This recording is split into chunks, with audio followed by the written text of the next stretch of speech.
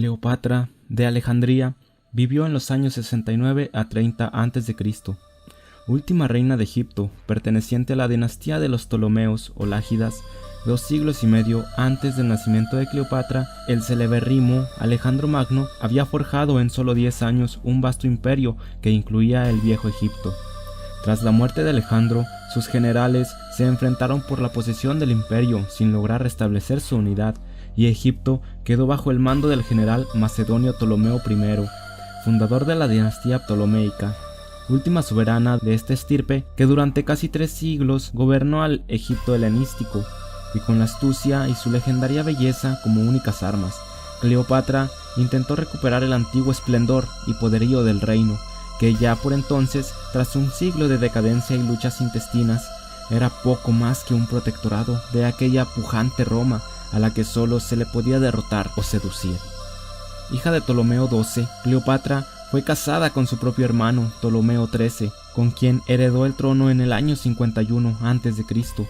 Pronto estallaron los conflictos entre los dos hermanos y esposos que llevaron al destronamiento de Cleopatra. Sin embargo, su suerte cambió al llegar hasta Egipto las luchas civiles de Roma, persiguiendo a su enemigo Pompeyo. Julio César fue a Egipto y tomó partido por Cleopatra en el conflicto con su hermano. Durante la llamada Guerra Alejandrina, en los años 48 a 47 a.C., murieron tanto Pompeyo como Ptolomeo XIII, y tuvo lugar el incendio de la legendaria biblioteca de Alejandría, que se perdió para siempre. Cleopatra fue respuesta en el trono por Julio César, que se había convertido en su amante en el año 46 a.C. y contrajo matrimonio de nuevo con su otro hermano, Ptolomeo XIV, a quien manejó a su antojo. Cleopatra trató de utilizar su influencia sobre César para restablecer la hegemonía de Egipto en el Mediterráneo oriental. Como aliada de Roma, el nacimiento de un hijo de ambos, Ptolomeo XV o Cesarión, parecía reforzar esa posibilidad. Tras el asesinato de Julio César en el año 44 a.C., Cleopatra intentó repetir la maniobra, seduciendo a su inmediato sucesor, el cónsul Marco Antonio, que por aquel entonces luchaba con Octavio Augusto por el poder en el año 36 a.C.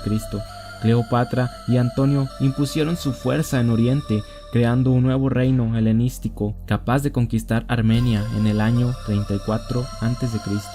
Entonces estalló la guerra ptolomeica en los años 32 a 30 a.C., por lo que Augusto llevó hasta Egipto su lucha contra Antonio. El enfrentamiento definitivo tuvo lugar en la batalla naval de Actium en el año 31 a.C., en la que la flota de Antonio fue derrotada fácilmente al abandonarle los egipcios.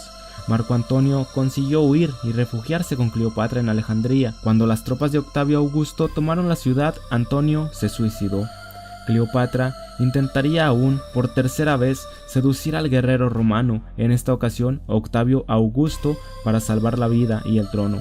Pero Augusto se mostró insensible a sus encantos y decidió llevarla a Roma como botín de guerra.